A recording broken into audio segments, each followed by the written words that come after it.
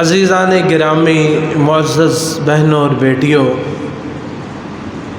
آج کا جو سب سے اہم موضوع ہمارے ملک کا بن چکا ہے وہ معیشت کی تنگی کا رونا ہے۔ ہم نے جب سے ہوش سنبھالا ہے اپنے ملک کی معیشت کو اسی طرح ڈاواں ڈول ہی دیکھا ہے، لیکن جس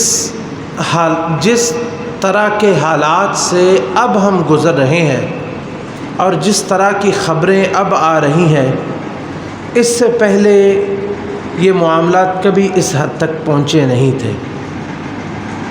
تو اس بارے میں ہم یہ سوچیں ہمارے کرنے کے کام کون سے ہیں اور معیشت کی تنگی یا اس کی پریشانی، اس کے اسباب کیا ہیں اور ہم ان میں کیا کردار ادا کر سکتے ہیں اور کر بھی سکتے ہیں کہ نہیں کر سکتے۔ اس موضوع پہ انشاءاللہ العزیز ہم آج کے خطبہ جمعہ میں مختصراً بیان کریں گے۔ عزیزان گرامی، سب سے پہلی بات تو یہ ہے کہ ہمارا ایمان ہے کہ اللہ رب العزت ہی ہمارا خالق ہے، وہی ہمارا مالک ہے اور وہی ہمارا رازق ہے، اور اللہ رب العزت کا وعدہ ہے وَمَا مِن دَابَّةٍ إِلَّا عَلَى اللَّهِ رِزْقُهَا، کہ اس کائنات میں اللہ رب العزت نے جو بھی مخلوق پیدا فرمائی ہے، جن چوپاؤں کو، انسانوں کو، جانوروں کو پیدا کیا ہے، إِلَّا عَلَى اللَّهِ رِزْقُهَا، اللہ رب العزت نے ان کو رزق دینا یہ اپنی ذمہ داری بنائی ہے۔ کسی کو بھی رزق دینا یہ اللہ نے اپنی ذمہ داری رکھی ہے۔ وَيَعْلَمُ مُسْتَقَرَّهَا وَمُسْتَوْدَعَهَا، اس کے ٹھہرنے کی جگہ، اس کے الوداع ہونے کی جگہ، یہ ساری اللہ رب العزت کے علم میں ہے کہ اس نے ماں کے رحم میں کہاں کب تک رہنا ہے اور پھر قبر میں کب جانا ہے۔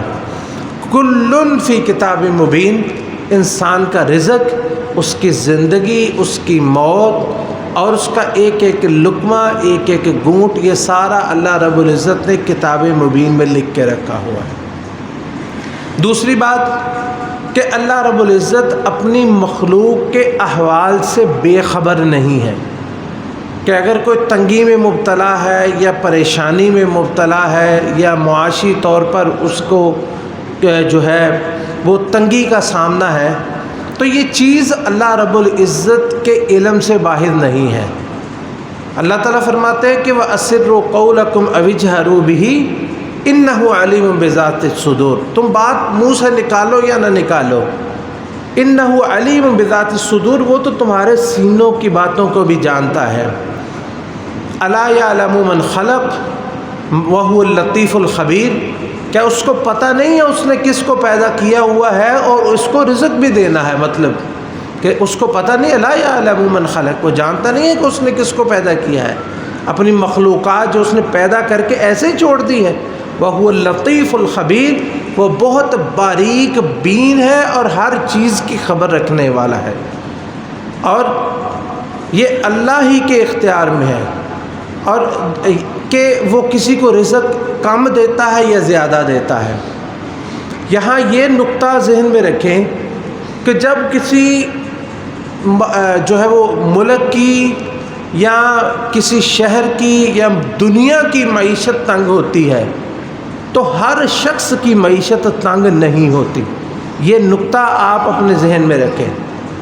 بہت سارے ایسے لوگ ہوتے ہیں کہ جب پوری دنیا پریشانی کے عالم میں ہوتی ہے اور پوری دنیا معیشت سے رو رہی ہوتی ہے، اور کچھ لوگ ایسے ہوتے ہیں کہ اللہ تعالیٰ انہیں وافر رزق عطا فرما رہا ہوتا ہے پھر بھی، اور کتنے ایسے لوگ ہیں کہ دنیا جو ہے وہ ساری کھا رہی ہوتی ہے اور دنیا کی معیشت اپنے پیک پر، اپنے عروج پر ہوتی ہے، لیکن اس کے گھر میں روٹی کے لالے پڑے ہوتے ہیں۔ ایسا ہوتا کہ نہیں ہوتا؟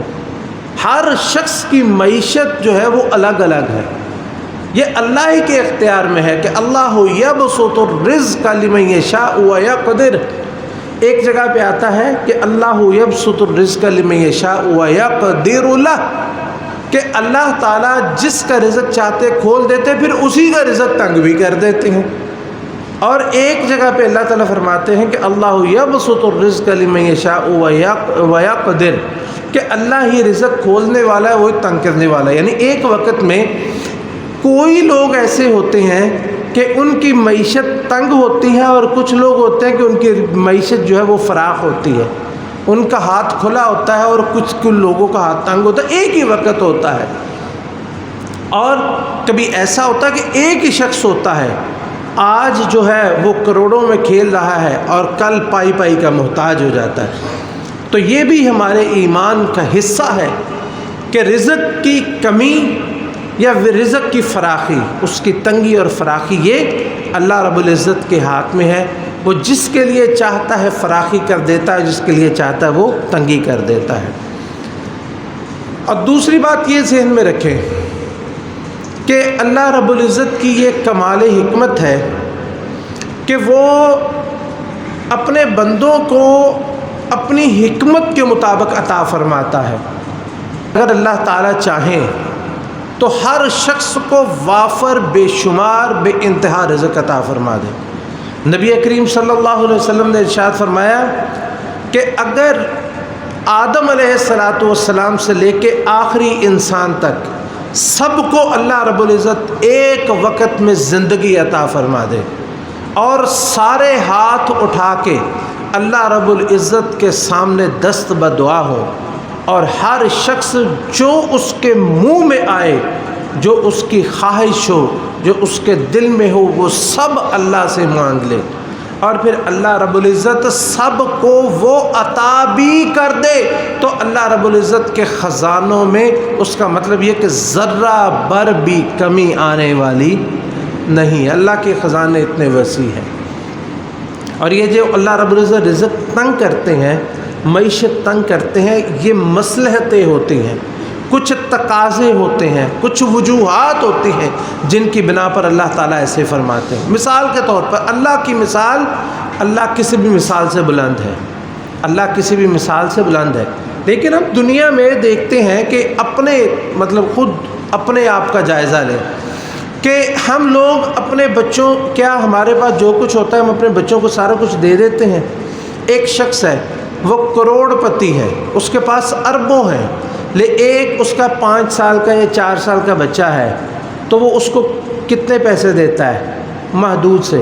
اگر وہ روز 1 لاکھ روپیہ یا اس کو 10,000 روپیہ 20,000 روپیہ دے دے تو کیا وہ دے سکتا ہے کہ نہیں دے سکتا؟ دے سکتا. کیوں نہیں دے گا؟ کیونکہ اس کو پتہ ہے کہ اس کو پیسے میں زیادہ دوں گا نا تو یہ جا کے غلط کام کرے گا اس کے ساتھ، جو وہ چیزیں کھائے گا یا وہ چیزیں خریدے گا جو اس کے لیے فائدہ مند نہیں ہے. یہ بچہ خراب ہو جائے گا، یہ بچہ پیسے کے پیچھے لگ جائے گا، لوگ اس کے پیچھے لگ جائیں گے، یا اس کے معاملات خراب ہوں گے. اس لیے یہ جو والدین اپنے بچوں کو جیب خرچ دیتے ہیں وہ اپنی حیثیت کے مطابق نہیں دیتے، وہ بچے کی اکثر و بیشتر بچے کی ضرورت اور مصلحت کے تحت دیتے ہیں کہ بچے کو اتنی دیں تاکہ وہ خراب نہ ہو، تاکہ وہ اپنے معاملات خراب نہ کر لیں. تو یہ تو ہم انسان ہیں، تو ہم یہ حکمت اپنے ذہن میں رکھتے ہیں. تو اللہ رب العزت جو خالق و مالک ہے، اگر وہ چاہے تو سب کو نواز دے، اگر وہ چاہے تو سب کی جولیاں بھر دے، اگر وہ چاہے تو سب کو من پسند چیزیں عطا فرما دے. لیکن مسئلہ کیا ہے؟ اللہ تعالیٰ فرماتے ہیں وَلَوْ بَسَطَ اللَّهُ الرِّزْقَ لِعِبَادِهِ لَبَغَوْا فِي الْأَرْضِ، اگر اللہ سب کو کھلا رزق دے دے تو سارے اور اکثر و بیشتر یہ لوگ جو ہیں یہ اللہ کے باغی ہو جائیں. لَبَغَوْا فِي الْأَرْضِ، لوگ دنیا میں فتنہ و فساد برپا کر دیں. وَلَكِنْ يُنَزِّلُ بِقَدَرٍ مَا يَشَاءُ، لیکن اللہ تعالیٰ ایک اندازے کے مطابق جو وہ چاہتا ہے اس کے مطابق نازل فرماتا ہے. إِنَّهُ بِعِبَادِهِ خَبِيرٌ بَصِيرٌ، وہ اپنے بندوں کو اچھی طرح جانتا بھی ہے اور ان کو دیکھتا بھی ہے. اس لیے جو اللہ تعالیٰ رزق نازل فرماتے ہیں یہ اپنی مصلحت کے تحت کہ انسانوں کو کس وقت کتنا دینا ہے، کس کو دے کے آزمانا ہے اور کس سے لے کے آزمانا ہے، یہ اللہ رب العزت کی جو ہے وہ اس کی حکمت ہے۔ اور یہ جو رزق دینا اور لینا، یہ اللہ تعالیٰ پھر جب دے دیتے ہیں نا تو اس کا مطلب یہ نہیں ہوتا، کسی بندے کو بہت رزق دے دے تو اس کا مطلب یہ نہیں ہوتا کہ اللہ تعالیٰ اس بندے سے خوش ہے۔ بعض دفعہ اللہ تعالیٰ رزق انعام کے طور پہ دیتے ہیں، اور بعض دفعہ اللہ تعالیٰ رزق جو ہے وہ اس کے عذاب میں اضافے کے طور پر دیتے ہیں۔ بعض دفعہ اللہ تعالیٰ کسی سے سزا کے طور پر کھینچتے ہیں، اور بعض دفعہ اللہ تعالیٰ کسی کو اجر عطا فرمانے کے لیے کھینچتے ہیں۔ یہ اللہ کی حکمتیں ہوتی ہیں، اور یہ اللہ کا وعدہ ہے کہ وَلَنَبْلُوَنَّكُمْ بِشَيْءٍ مِّنَ الْخَوْفِ وَالْجُوعِ وَنَقْصٍ مِّنَ الْأَمْوَالِ وَالْأَنفُسِ وَالثَّمَرَاتِ۔ اللہ تعالیٰ فرماتے ہیں ہم تمہیں آزمائیں گے ضرور۔ وَلَنَبْلُوَنَّكُمْ بِشَيْءٍ مِّنَ الْخَوْفِ، خوف کسی بھی چیز کا خوف ہو سکتا ہے، خوف سے اور بھوک سے، اور نقص من الاموال والانفس، مالوں کی کمی سے، اور کسی اور لوگوں کی جانوں کی کمی سے، یعنی کسی کو عزیز کو پیارے کو اس دنیا سے لے جا کے، نقص من الاموال والانفس، مالوں کی کمی سے، مال جس کا ہم ذکر کر رہے ہیں، مالوں کی کمی سے، نفسوں کی کمی سے، والثمرات، اور پھلوں کی کمی سے، یعنی جو زراعت ہے اس میں تنگی ہو جائے گی۔ وبشر الصابرین، تو ان حالات میں صبر کرنے والوں کو خوشخبری دے دیجئے کہ ہم ان کی آزمائش کر رہے ہیں۔ مومنوں کو ان ساری چیزوں میں سے، یہ پانچوں چیزوں میں سے کوئی چیز مومنوں کو پہنچتی ہے تو وہ مومن کے آزمائش کے لیے ہوتی ہے کہ کون صبر کرتا ہے اور پھر اللہ کا شکر ادا کرتا ہے۔ تو ان کا مقاصد جو ہے یہ اس تنگی کے یہ ہوتا ہے کہ ایک تو یہ اللہ رب العزت دیکھنا چاہتے ہیں کہ کون صبر کرتا ہے، اور دوسرا یہ کہ کون ایسا ہے جو ان حالات میں اور اس تنگی کے وقت میں اللہ کی طرف رجوع کرتا ہے۔ اور کئی دفعہ ایسا ہوتا ہے کہ اللہ کی حکمت یہ ہوتی ہے کہ اللہ تعالیٰ کسی کو تنگی دیتا ہے تاکہ وہ اس کے قریب ہو جائے، وہ اس کی طرف پھر رجوع کرتا ہے، ہاتھ اٹھاتا ہے، اور اللہ کی طرف اس کا دھیان ہو جاتا ہے، اس کو فرصت مل جاتی ہے، اپنے اللہ کے ساتھ اس کا تعلق بن جاتا ہے، ورنہ یہ دنیا تو ختم ہونے ہی والی ہے۔ تو یہ باتیں جو ہیں یہ ساری ذہن میں رکھنی چاہیے۔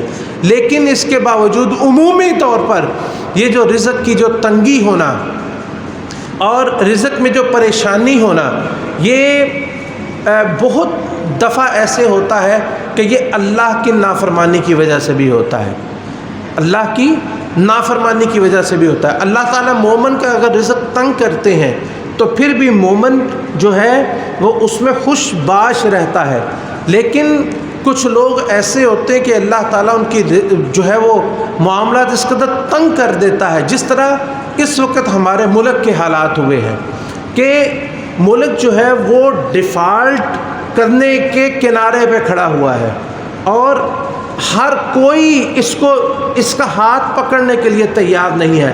کوئی در ایسا نہیں ہے جس سے ہم نے بطور قوم جس کے سامنے اپنا ہاتھ نہ پھیلا لیا ہو۔ کہیں سے قرض ملتا ہے تو قرض لینے کے لیے ہم تیار، سود پہ قرض ملتا ہے سود پہ لینے کے لیے تیار، اگر کہیں سے اللہ واسطے ملتا ہے تو ہاتھ پھیلا کے جو ہے وہ جولی پھیلا کے ہم اس سے مانگنے کے لیے تیار ہیں، اور کسی طریقے سے ہماری جیب میں پیسہ آ جائے، کسی طریقے سے مال مل جائے، وہ سود کی شکل میں ہو، وہ جو ہے وہ مانگ کے مل جائے، وہ ادھار مل جائے، وہ جو ہے وہ عارضی طور پر کوئی دے دے، یعنی کسی طریقے یہ جو حالات اس وقت ملک کے ہوئے ہیں، یہ یقین کیجئے یہ اللہ کی طرف سے بہت بڑی آزمائش ہے، اور یہ حالات جو ہیں یہ ہماری صاف نظر آ رہا ہے کہ اللہ کی طرف سے پکڑ ہے، اور اللہ کی طرف سے بہت بڑی یہ سزا ہے۔ یہ سزا اللہ کی طرف سے اس ملک کو اور ان لوگوں کو کیوں مل رہی ہے، اس کے کون کون سے اسباب ہیں؟ چند اسباب جو ہیں ہم ان کا تذکرہ کرتے ہیں۔ ان میں سے ایک بڑا سبب جو ہے وہ یہ ہے کہ ہم نے قرآن و سنت کو پس پشت ڈال دیا۔ ہم نے قرآن کو نہ سمجھا اور نہ قرآن پہ عمل کیا اور نہ قرآن کریم کو ہم نے اپنا آئین بنایا نہ اپنا قانون بنایا۔ ہم نے اللہ سے وعدہ کیا تھا یا اللہ ہمیں ملک دے، ورنہ جس طرح ہم یہاں زندگی گزار رہے ہیں ہندوستان میں، کیا ہمیں نمازیں پڑھنے کی اجازت نہیں تھی؟ کیا ہم وہاں زکوٰۃ ادا نہیں کر سکتے تھے؟ کیا وہاں پہ حج کرنے کی پابندی تھی؟ کیا وہاں پہ جو ہے وہ عمرے کرنے کی پابندی تھی یا ذکر کی پابندی تھی؟ کس چیز کی پابندی تھی وہاں پہ؟ صرف ایک چیز تھی کہ وہاں پہ ہم اللہ کے قانون کو نافذ نہیں کر سکتے تھے، ہم کتاب و سنت کا نفاذ نہیں کر سکتے تھے، ہم وہاں کی عدالتوں سے کتاب و سنت کے مطابق فیصلے نہیں لے سکتے تھے، وہاں کی پارلیمنٹ جو ہے وہ کتاب و سنت کے مطابق قوانین نہیں بنا سکتی تھی، کیونکہ وہاں اکثریت جو ہے وہ ہندو کی تھی، غیر مسلم کی تھی، انہوں نے اپنے قوانین نافذ کرنے تھے کیونکہ ان کی اکثریت تھی۔ ہم نے یہ ملک لیا تاکہ اس ملک کو ہم اسلام کے اس ملک پہ ہم اسلام کو نافذ کر سکیں۔ ہماری پارلیمنٹ، ہماری عدالتیں، ہمارے قانون، ہمارا آئین مکمل اسلامی ہو، آئین اسلامی ہو اور اس کے تحت جتنے قوانین بنے وہ سارے کے سارے اسلامی ہو۔ اس کے لیے ہم نے اپنے ملک کو لیا تھا۔ لیکن دیکھیے ہمارے ملک میں اور ہندوستان کے ملک میں کتنا فرق ہے، اس کے آئین میں اور ہمارے آئین میں کتنا فرق ہے۔ صرف معمولی یہ ہے کہ ہم نے کہا کہ ہمارے ملک کا سرکاری مذہب اسلام ہے، اور انہوں نے کہا ہمارے ملک کا سرکاری مذہب جو ہے وہ سیکولرزم ہے، کوئی مذہب نہیں ہے، جو اپنانا چاہے وہ اپنا لے۔ لیکن کیا عملی طور پر ایسا نہیں ہے؟ ہم نے اسلام کا نام لیا لیکن ہم سیکولر بن گئے، انہوں نے سیکولرزم کا نظام لیا، سیکولرزم کا نام لیا لیکن وہ مذہبی بن گئے۔ کہ آج ہندوستان ایک ہندو ریاست نہیں ہے اور پاکستان ایک سیکولر ریاست نہیں ہے، ایسا ہے کہ نہیں؟ ہم لوگوں نے جو اللہ سے وعدہ کیا تھا کہ ہم قرآن کو نافذ کریں گے، قرآن ہمارا آئین ہوگا، حدیث ہمارا آئین ہوگی۔ آپ جائیں کسی عدالت میں جائیں اور وہاں پہ جا کے جج کو کہیں کہ یہ جو معاملے جو کیس پیش ہوا ہے اس میں قرآن کی یہ آیت اور یہ حدیث ہے، وہ جج کیا کہے گا؟ وہ کہے گا یہ قانون ہے، یہ دستاویزات ہے پاکستان، یہ آئین کی جو دستاویزات ہیں ان کے تحت جو قوانین بنے ہیں ان کے تحت مجھے مثال دو، اور یہ جو تم باتیں کہہ رہے ہو نا یہ پارلیمنٹ سے منظور کروا کے آؤ، وہ مقننہ ہے، ہم تو صرف اس کو نافذ کرنے والے ہیں۔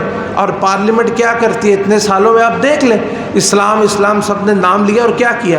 اللہ رب العزت فرماتے ہیں من اعرض عن ذکری فإن له معیشۃ ضنکا ونحشرہ یوم القیامۃ اعمی۔ جس شخص نے بھی ہمارے اس ذکر سے، قرآن سے اور حدیث سے اعراض کیا، ہم اس کی معیشت کو تنگ کر دیں گے۔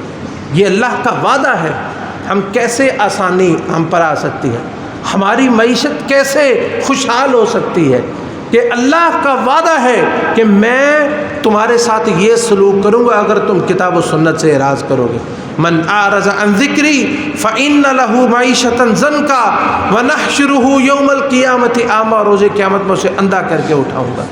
یہ اللہ کا وعدہ ہے کہ میں تمہاری معیشت تنگ کر دوں گا۔ اب ہم کیسے اپنی معیشت کو کھلا رکھ سکتے ہیں؟ ہم نے کتاب و سنت کو کیا سمجھا؟ قرآن سے کس قدر ہم نے منہ پھیرا ہے؟ ہم سمجھتے قرآن صرف پڑھنا ہی کافی ہے؟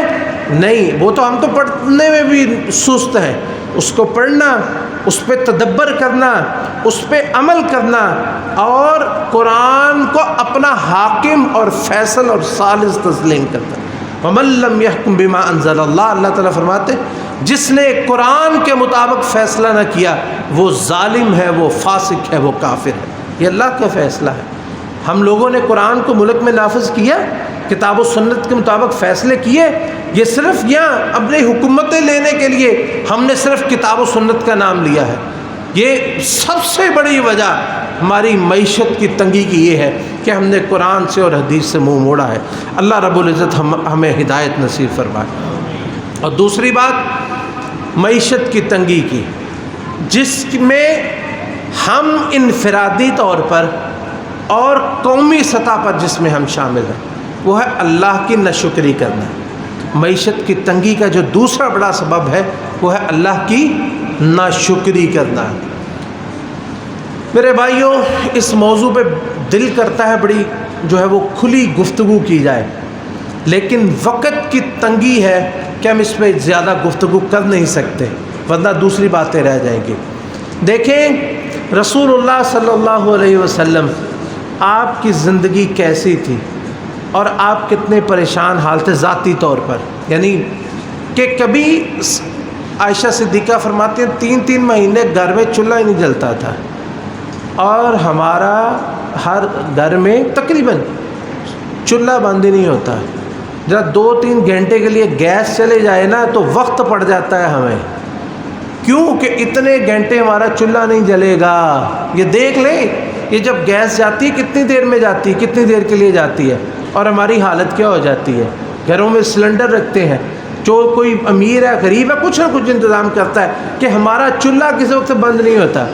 ہم صبح کا کھانا بھی کھاتے ہیں، دوپہر کا بھی کھاتے ہیں، رات کا بھی کھاتے ہیں، چائے بھی پیتے ہیں، دودھ بھی گرم کرتے ہیں، وہ چولہا ہی نہیں بند ہوتا۔ اس کے باوجود ناشکری اپنی انتہا پر ہے۔ اس کے باوجود دیکھیں نبی علیہ الصلوۃ والسلام کے گھر آپ کے پاس ایک مہمان آ گیا، اب اس مہمان کے مہمان نوازی کرنی، آپ کی 9 بیویاں تھیں، آپ نے ایک ایک کر کے 9 بیویوں کے گھر میں پیغام بھیجا کہ کسی کے گھر میں ایک شخص کا کھانا موجود ہے۔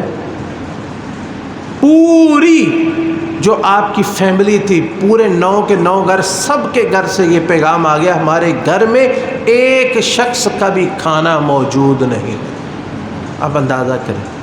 پھر آپ نے اپنے صحابہ کو کہا کہ کون ہے جو اللہ کے رسول کے مہمان کی مہمان نوازی کرے؟ صحابہ میں سے کسی کے گھر میں بھی کھانا نہیں تھا۔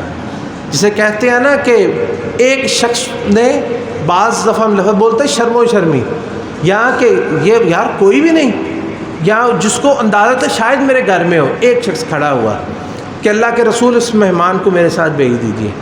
گھر میں گیا، صورتحال کیا؟ کہتی ہے بیوی نہ تیرا کھانا ہے نہ میرا، صرف بچوں کا کھانا پڑا ہوا ہے۔ مہمان کی تو دور کی بات، تیرے لیے بھی کھانا نہیں ہے، میرے لیے بھی نہیں ہے۔ تو کیا کیا ہے؟ بچوں کو بہلا پھسلا کے سلا دیا، چراغ بجھا کے مہمان کو کھانا کھلایا۔ یہ تھی ان لوگوں کی معیشت، اور پھر اس کے باوجود اللہ کا شکر۔ اور ہم لوگ، ہم شاید ہی کوئی شخص ایسا ہو جو ایک رات بھوکا سویا ہو۔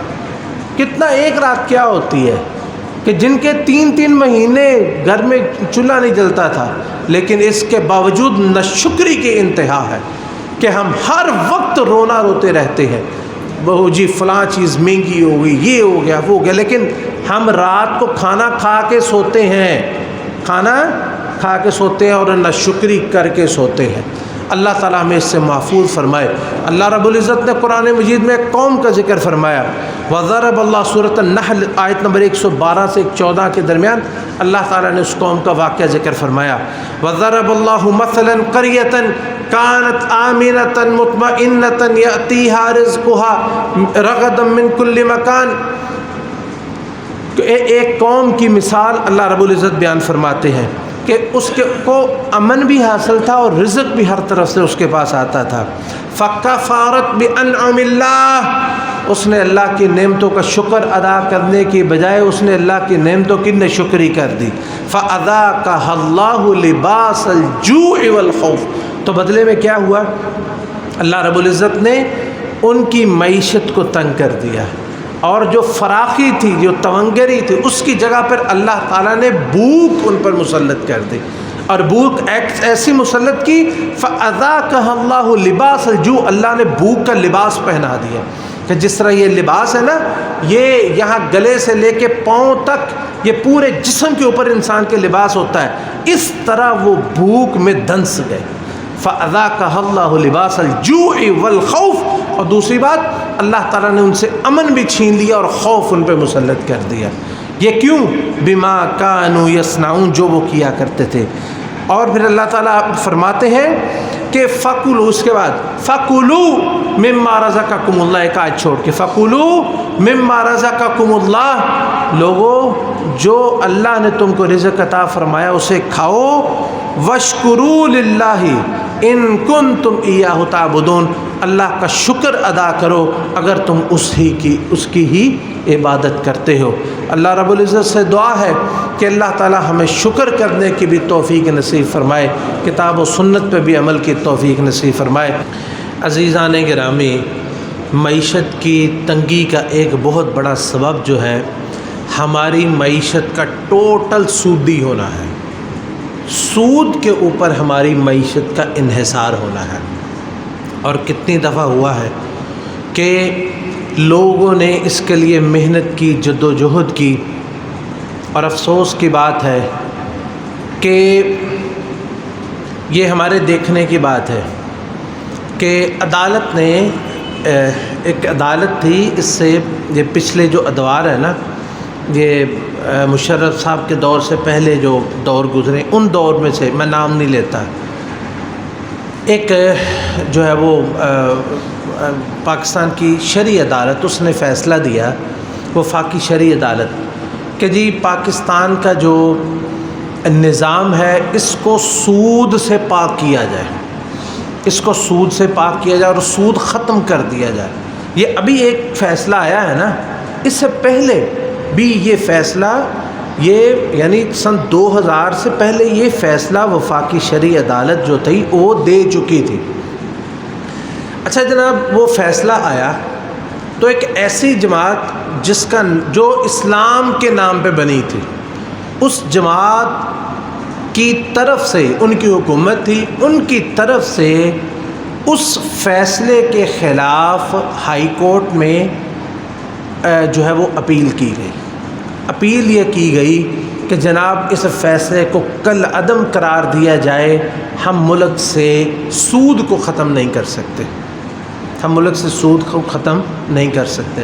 یہ ایک اسلامی ملک، ایک ایسی جماعت جس کا دعویٰ یہ تھا کہ ہم پاکستان بنانے والے ہیں، اور ایک وقت میں ان کا منشور جو تھا اس کے اوپر جلی حروف میں لکھا تھا کہ ملک میں اسلام کو نافذ کرنا، یہ ان لوگوں نے ایسا کیا کہ سب نے کیا، کسی نے کمی نہیں کی۔ لیکن یہ میں بات کر رہا ہوں کہ یہ ابھی بھی یہ فیصلہ آیا اور اس سے پہلے بھی یہ فیصلہ آیا، اور اس فیصلے کے خلاف ہماری حکومتیں عدالت میں گئیں کہ جناب اس فیصلے کو کل عدم قرار دیا جائے، ہمارا سود کے بغیر گزارا نہیں ہے۔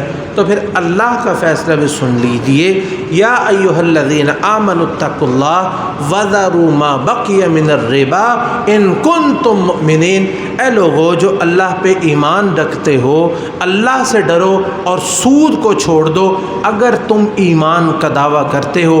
فَإِن لَّمْ تَفْعَلُوا فَأَذَنُوا بِحَرْبٍ مِّنَ اللَّهِ وَرَسُولِهِ، اگر ایسا نہیں کرتے تو آ جاؤ، میدان سجا ہوا ہے، ایک طرف اللہ رب العزت ہے، دوسری طرف تم کھڑے ہو جاؤ۔ فَأَذَنُوا بِحَرْبٍ مِّنَ اللَّهِ وَرَسُولِهِ، اللہ اور اس کے رسول کے ساتھ جنگ کے لیے کھڑے ہو جاؤ۔ بہت سارے مفسرین فرماتے ہیں کہ اللہ رب العزت نے اتنے سخت الفاظ جو ہیں وہ کسی کے لیے بھی ادا نہیں کیے کہ تم اللہ اور اس کے رسول کے خلاف، اللہ کے لیے جنگ کے لیے اللہ فرماتے ہیں میں خود تم سے جنگ کروں گا۔ فَأْذَنُوا بِحَرْبٍ مِّنَ اللَّهِ وَرَسُولِهِ، رسول تم سے جنگ کریں گے اور اللہ رب العزت خود تم سے جنگ کریں گے۔ مجھے بتاؤ اللہ کے ساتھ جنگ کر کے وہ جیت سکتا ہے؟ یمحق اللہ الربا، اللہ سود کو تباہ و برباد کر دے گا، ویربی الصدقات، اور صدقوں کو بڑھا دے گا۔ ہم نے سود کی معیشت اس پہ ہم ٹھہرے ہوئے ہیں، اور ہمارا حال کیا ہے؟ ہمارا حال کیا ہے؟ یقین کیجئے کہ پاکستان کی آمدن اتنی زیادہ ہے کہ آپ کسی باٹا سروس پہ چلے جائیں، کسی شوز کی دکان پہ، سروس کی دکان پہ چلے جائیں، وہاں بل بنتے ہوئے دیکھیں، ہزاروں کے بل بن رہے ہیں، یہ 10,000 کا، 5,000 کا، 6,000 کا، 2,000 کا، 3,000، یہ بل مسلسل ایک شاپ پہ بن رہے ہیں، اور ہر شاپ پہ 16% سیدھا حکومت پاکستان کو جا رہا ہے۔ مجھے بتائیے میرے بھائیوں، وہ کون سا کاروبار ایسا ہے جس میں 16% تک منافع ہوتا ہے؟ کون سے کاروبار ہے؟ لوگ تو 1% 2% پہ منافع کر کے کروڑوں کی جائیدادیں بنا لیتے ہیں، لیکن یہ سیدھا سیدھا ہر مرحلے پہ 16% سیلز ٹیکس صرف لگتا ہے۔ اس سے پہلے جو دوسرے ملکوں سے مال آیا اور اس پہ کسٹم ڈیوٹی لگی اور دوسرے ہمارے بلوں پہ الگ سے سیلز ٹیکس لگا، دوسرے یعنی ہر جگہ پہ ٹیکس لگے، اتنا مال اتنا دولت، لیکن یہ کہاں جاتا ہے؟ کہ سب سود کی ادائیگی میں چلا جاتا ہے، سارا کچھ سود کی ادائیگی میں چلا جاتا ہے۔ اور آپ لوگ، ہم نے ذاتی طور پہ مشاہدہ کیا ہوا ہے، آپ نے بھی کیا ہوا ہے کہ جس شخص نے کبھی بینک سے سود پہ مال لیا اس کا اپنا بھی تباہ ہوا، جو لیا تھا وہ بھی تباہ ہوا، اور جو پچھلا تھا وہ بھی تباہ ہوا۔ ہم نے بڑے بڑے کاروباری لوگوں کو، کروڑ پتیوں کو، کہ جن کو ہم بچپن میں ہم دیکھا کرتے تھے، لوگ انگلیوں سے اشارہ کرتے تھے یہ فلاں ارب پتی آدمی، یہ فلاں کروڑ پتی، تب تو ارب کم ہوتے تھے، کروڑ پتی آدمی یہ جو ہے وہ گزر رہا ہے۔ اور انہی لوگوں کو ہم نے پھر پائی پائی کا محتاج ہوتے ہوئے دیکھا۔ اور نتیجہ کس کا تھا؟ کہ انہوں نے لالچ، وہ بینکوں والے آتے ہیں، وہ لالچ دیتے ہیں، ہم آپ کو اتنا سود دیتے ہیں، رال ٹپک پڑتی ہے اور سود پہ پیسہ لیتے ہیں، بات کو سوچتے نہیں، اللہ اور اس کے رسول کے خلاف جنگ کے لیے کھڑے ہو جاتے ہیں، اپنی معیشت اور اپنے بچوں کے، اپنے خاندان کی ساری تباہ کر لیتے ہیں۔ اسی طرح تو ہم نے اپنے ملک پاکستان کو تباہ کیا، سود پہ قرضے لیے اور ان قرضوں کی ادائیگی کے لیے، اور قرضوں کے سود کی ادائیگی کے لیے پھر ہم نے سود لیا، یعنی سود در سود در سود۔ اب جو کچھ بھی کماتے رہے، ایک کنواں ہے جس کے اندر وہ جاتا جاتا ہے، آپ ان کا سود ہی ادا نہیں کر سکتے جب تک اس بات سے توبہ نہ کی جائے کہ اللہ ہم سود سے توبہ کرتے ہیں، اور آئندہ انسان کم از کم اتنا تو کر سکتا ہے کہ آئندہ سے ہم سود پہ قرض نہیں لیں گے۔ یہ ایک دفعہ آپ کر کے دیکھیں کہ اللہ تعالیٰ کس طرح برکتیں نازل فرماتا ہے۔ اس موضوع پہ گفتگو انشاءاللہ العزیز چلتی رہے گی، اور آئندہ جو ہے وہ خطبہ وہ بھی اسی موضوع پر ہوگا۔